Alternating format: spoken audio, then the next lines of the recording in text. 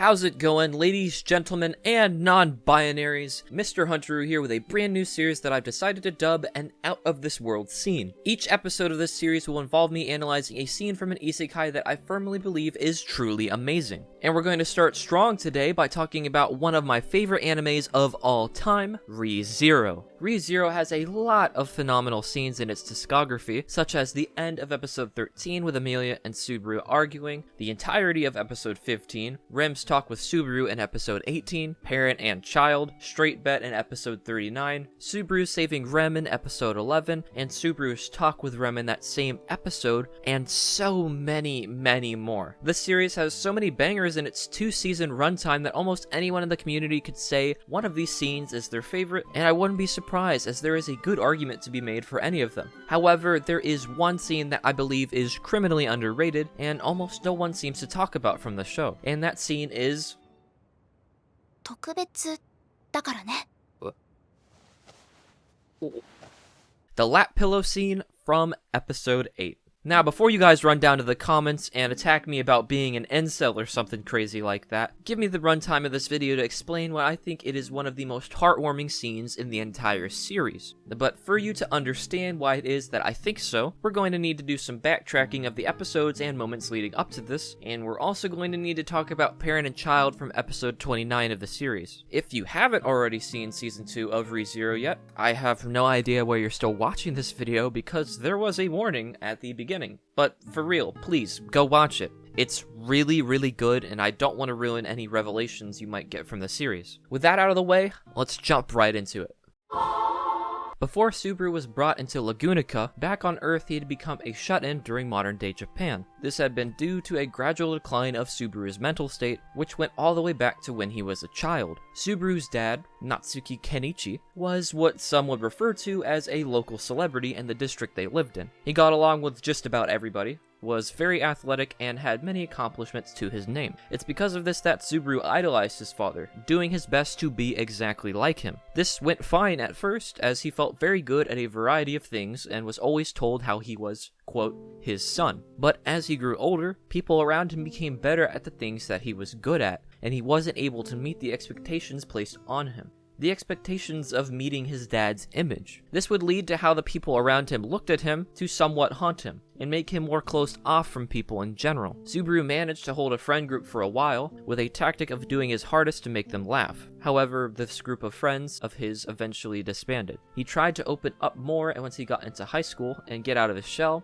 but it ended up backfiring really hard on him. This is the reason ultimately later on he would become a shut-in, as he realized that there was nothing special about him. Once he got Isekaied, he tried doing things over again. The way he introduced himself was exactly how he tried to at his high school. He found out that he had a unique power to go back in time whenever he dies, and the people around him genuinely seemed to enjoy being around him. After spending a large majority of his recent life cooped up in his room, where he believed there was no meaning to his life, he finally found some meaning to his life, and a reason for him to be special. This was on top of the fact that he could finally have meaning to being Subaru, instead of being regarded as Kenichi's son by the locals back on Earth. After saving Amelia, Felt, and Ron from the Bow Huntress, he was brought to the Roswaal Manor where he decided to stay at and work there. Roswaal's Manor is likely the first time Subaru felt a sense of belonging or appreciation in a very long time, given how things had gone for him back on Earth. No one at his high school appreciated him, and he felt like everyone idolized his dad so he could never measure up. Here in Lagunica, no one knows who Natsuki Kenichi is. They only know who Natsuki Subaru is. He's taught how to do a bunch of household chores, although he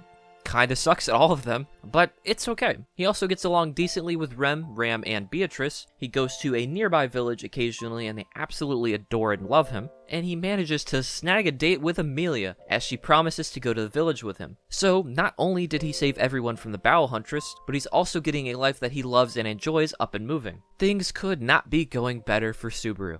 And then he dies. You can see easily how quickly this affects him, as he's horrified upon waking up and saying, quote, "You don't remember me." So it's like none of it ever happened. After running away from Rem and Ram to take solace in Beatrice's library so he can think, he then returns to Roswaal to do everything he just did all over again. He's feeling motivated because he wants to see Amelia smile again like she did when he asked her on a date. Classic. I can feel this one a lot.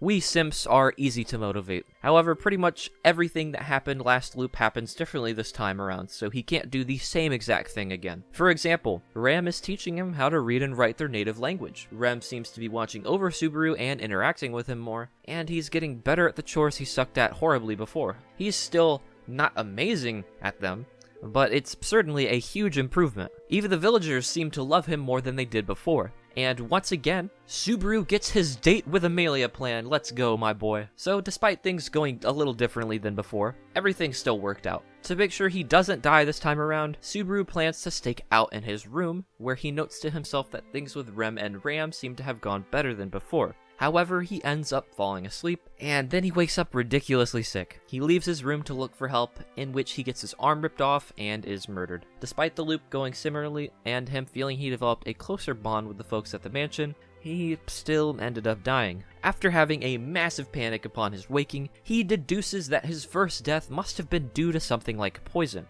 and his second death was due to an attacker. And his first worry is whether they'll hurt the other mansion dwellers or not. His meeting with Roswaal once again comes and goes, but this time instead of working, he opts to just be a freeloader in hopes of finding out who's attacking him. However, this ends up majorly backfiring in terms of relationships with the mansion dwellers, as Rem actively avoids him, and Ram tries to interact with him minimally at first, but talks to him more later on. Although him holding up in the mansion ends up being pointless because he learns nothing about the situation. He ends up leaving the mansion so that he can scout out the threat he believes is coming as they arrive, in which he mentions how Rem would probably be disappointed in how he plans to use a knife from the kitchen. He does not want them to die, and even though they can't remember past loops, he does. This is once again him subtly talking about how much he cares about the people in the mansion. While he's patiently waiting, the attacker appears, but to his surprise, the attacker is none other than Rem herself. So his first death, as we know, was not related to Rem at all, as his first death was him dying to the curse in his sleep. However, his second death, he was killed by Rem after the curse took a hold of his body. The situation here is more grim since in the second run, Rem and Subaru at least got along well, and it can be left up to interpretation on why she ended up killing him in the second loop. It could have been because he looked suspicious due to being cursed, or the scent of the witch, or putting him out of his misery. Here, however, she has no attachment to him at all since he didn't work at the mansion. Subaru says in fury that she must not have trusted him at all this whole time, and Rem replies that yes, she did not. This clearly seems to affect him as he believed he was finally becoming friends with people for the first time in a very long time. But at least one of them never trusted him to begin with.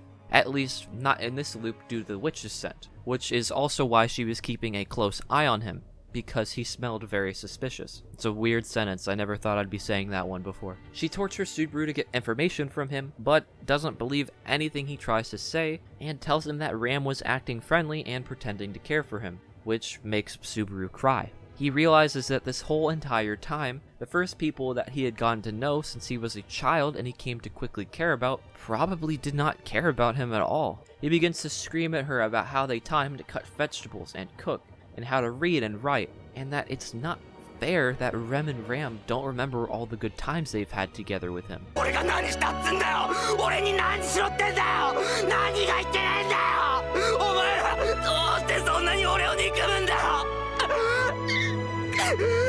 I've said it before, and I'll say it again. Subaru's voice actor is just phenomenal. You can hear every ounce of emotion and heartbreak coming through that man's voice. Before he can say that he really likes both Ram and Ram, he's killed. A small kind of minor thing to note, but still could be somewhat important regardless, is that Ram is the one that killed him here, as he died due to wind magic. This is why Rem said that her sister is so generous, as Ram is saving him from being tortured by Rem, which is pretty brutal, I'm not gonna lie. This is when Subaru wakes up for his third loop, and naturally is fucking panicking now. Seeing two people that he doesn't know if they like him or trust him, while one of them also just probably murdered him, does not bode well. He attempts to tell Amelia about Return by Death when she comes to visit him later, but he's met with the witch striking fear into his body to not talk about it with her. So now, not only does he feel that the people in the mansion hate him, but he feels he can't even open up to Amelia about his problems. Beatrice promises to protect him, and he spends the majority of this loop in bed and in the Forbidden Library. Which this works as he is allowed to survive the fourth night finally, but results in Rem dying in his place. Everyone in the room tried to find out what happened from Subaru, but since he doesn't really have a clue what exactly happened, he ran, which resulted in Roswaal and Beatrice fighting probably to the death, and Ram pursuing Subaru to kill him. While running, Subaru cries to himself since he was powerless in this situation, and he's extremely upset that he can't go back to the mansion despite how much he genuinely enjoyed himself there. This is where, for the first time, he starts to contemplate killing himself to reset the situation so that he can save Rem. He realizes later on how much Rem and Ram mean to him, as while he was having a nightmare the night before, they held his hands while he was asleep, and he yells at Ram that he loves them while remembering the good times that they've had. Then he jumps off a cliff, killing himself. After this, the loop resets, and we've now arrived at episode 8, the one with the lap pillow scene. So, super quick recap here. Subaru was a shut-in back in the real world that hadn't had any meaningful relationships in probably several years, and he always lived in the shadow of his father. Here in Lugonica, he's able to be himself, and he was able to build some solid relationships for the first time in forever, and able to have genuine fun and enjoy himself. However, due to circumstances that he blames himself for, he has often lost the trust of those he cares about and continually lost all the progress he feels he's made, while simultaneously dying. He also doesn't feel he can open up about his problems due to the witch messing with him when he attempts to do so. So this time around, he does his absolute hardest to make sure everyone will both like him and trust him. He overworks himself, but then on a break goes into a mini panic after Puck uses Shamak, which Shamak is that ability that blinds somebody and makes them unaware of their surroundings, as they lose touch with all of their senses, which this reminds him of the witch and his prior deaths. Amelia takes notice of this, but Subaru tries to act like he's fine. After this, he works way too hard at almost all of his jobs, which results in him making mistakes and breaking things, and the way he talks and acts is forceful and honestly a little hard to watch because you can tell yourself that he's trying way too hard. And he ends up pushing himself so much that he makes himself physically ill. I honestly completely understand what Subaru is going through here, because he's doing his absolute best to make sure the people he cares about both like him and trust him, while also making sure that nobody worries about him. I'm sure we've all been in situations like this where we push ourselves for the people we care about, and we act fine on the outside when we aren't really doing too hot on the inside. These feelings in Subaru are doubled since he doesn't want to fail and continue to lose the people he cares about continually forever, like he lost all of his friends in the real world. And he also does not want to be continually killed. He even notes that he should be able to make them laugh and that he isn't trying hard enough, which is the same train of thought that he had as a child with his friends back on Earth, that as long as he made them laugh, nothing else mattered. So yeah, because of how much affront he's putting on and how much pressure he's putting on himself, he cracks and gets very sick. Amelia is waiting for him while he's puking his guts out, and when he comes out, she confronts him, but he tries to put up his front again. She's not having it though,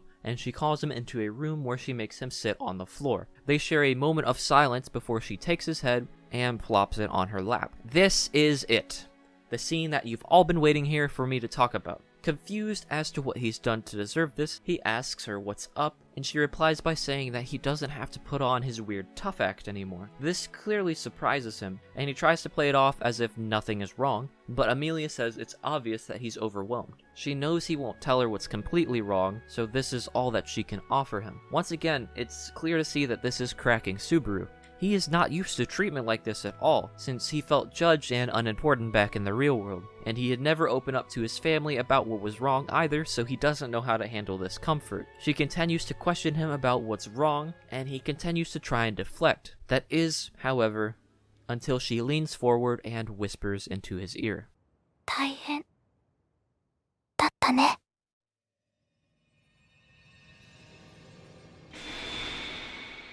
Amelia manages to shatter the front that Subaru has been putting on, and he begins to let all of his pent-up emotions and sadness pour out of him as he cries on her lap. In the background, an insert song called Boy's Dream is being played, sung by Amelia's voice actress. ReZero has a lot of heartfelt moments like this that are followed up with songs sung by the cast, which is something I absolutely love about this series. But here, Subaru says he never tried anything so hard in his life, since he was so desperate to keep this way of life he had here at the mansion, and that he didn't want those eyes to look at him the same way again, that he hated himself for feeling that way, which is likely a callback to how he felt everyone around him back in the real world judged him, so here he was again feeling judged by those around him. Both times they were things outside of his control. So out of the last few years of Subaru's life, this is the first time he has ever emotionally opened up to anyone, because he finally feels like he has someone there for him. Despite how far he feels he's come, his past still haunts him slightly,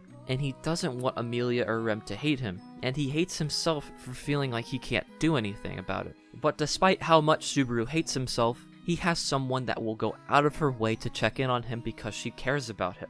This scene makes perfect sense and is fantastic writing for Subaru's character, given his past, and it's also a fantastic scene for the audience. I'm sure almost everyone watching this video or watching this episode of the show has gone through a part of their life where they're trying their absolute hardest to be okay, or in moments where you're totally overwhelmed and you don't know what to do. You keep pushing onwards because you don't want to lose what you have, or even hating yourself extremely for feeling you haven't changed due to the past that may haunt you, or being unable to earn the trust and appreciation of those you care about most. We all have been in situations similar to this.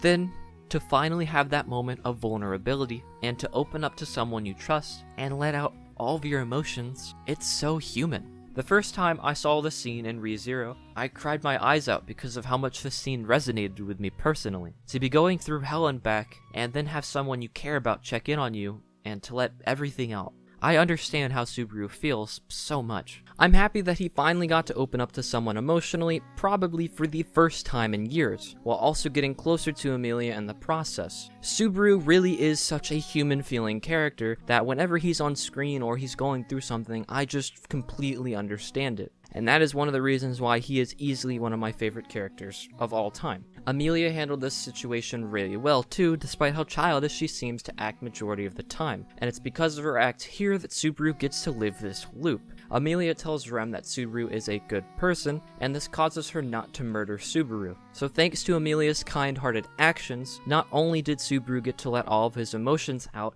and finally confide in somebody, but he also gets to live to see the next day. With all that being said, it's these emotions you feel as a viewer, the pastel color palette and direction in the scene, the beautiful OST sung by Takahashi Rie, and the fantastic performance from Subaru's voice actor, that I truly believe this one single scene is nothing short of genius, and is completely out of this world.